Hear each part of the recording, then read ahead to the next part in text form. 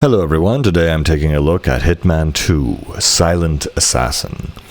Now, I'll be honest, I'm not really a huge fan of the Hitman series, and I thought this was a good place to start, and honestly, I really liked this game, and more so, I didn't really like the sequels all that much. I feel like they overcomplicated the whole game, because usually in each mission, there's a very distinct and, certain way to take on, the mission. For example, when you do the Japanese mission, there is the ability to, poison the fugu fish and, give it to the target, and so he dies. Again, I love this game because it gives you a very clear, mission-based structure. And the story is also very cool, too, how Agent 47, he's a clone, obviously, but he's not sure where he belongs. And so he actually ends up claiming sanctuary in this Italian monastery. And the father of the monastery kind of acts as his spiritual guide. And it's just a really cool hub world you have in between the other missions, and it's just a very comfy and something I didn't really expect at all. And so kind of similar to the Splinter Cell series, you take out enemies, you drag their bodies around so they can't be found, but really it's based on, more so a combat and assassination focus rather than just stealthing around and getting intel. Also, Agent 47 has a signature dual-wield pistols in this game, and so those come in great handy, along with an array of other kind of weapons from snipers, shotguns, machine guns, etc.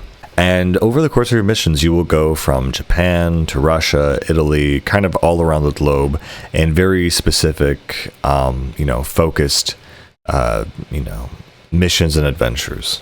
Of course, Agent 47's go-to weapon for most cases is the wire, which you will use to take out enemies from behind and choke them out and kill them. Again, there are also missions where 47 can take on different disguises and take the enemy's clothes and use them as the ability to essentially move around the environment unimpeded, whether it be a guard or a civilian.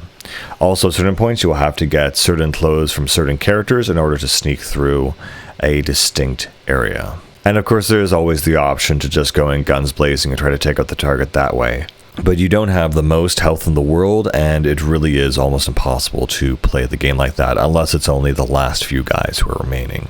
Again, I was really impressed by the scope of these missions, how there's always, the direct way to go about killing your target, via, a gun or a wire. But each mission also has, again, a specific method for taking out the target in a creative, special way, which again involves things like the fugu fish in the Japanese mission, or dropping a chandelier on someone's head, and things like that. And they really leaned into that sort of artistry of assassination sequel to this, which was Blood Money, which personally I didn't really enjoy or like. I just felt it was a little bit... I thought Blood Money's levels were just a little bit too large, and the ability to get lost in them. And I don't know, I just really enjoy this game because it's the right balance of simplicity with other aspects, of the game. And again, there are of course multiple branching paths on how you can, confront and take out a target. Again, the voice acting for Agent 47 is absolutely phenomenal. He has a lot of character and personality in the way he carries himself. Again, this kind of lays the groundwork for a lot of the future games in the series, how you can't, move too fast and, act suspiciously in front of, people under the same uniform and things like that. There's also one Middle Eastern, themed level, which is very much kind of Call of Duty-ish, or, very much based around the modern principles. And there's this whole section where you have to snipe this armored car, and honestly, it took me like probably 10 tries to figure out exactly what it was supposed to be doing. Again, every game, every level in this game tries to have a distinct scenario that feels good to essentially, interact with. And again, there's not a huge overarching story. It's just interesting scenario after interesting scenario. And that's pretty much what Hitman is. Anyway, that's pretty much all I have to say about Hitman. It's a pretty simple game, I guess. Anyway, that's pretty much all I have to say about Hitman. It's a pretty simple game in that respect, but I think it's really done pretty well in this game. So yeah, Silent Assassin is a good one. Anyway, guys, I'll see you later. Bye.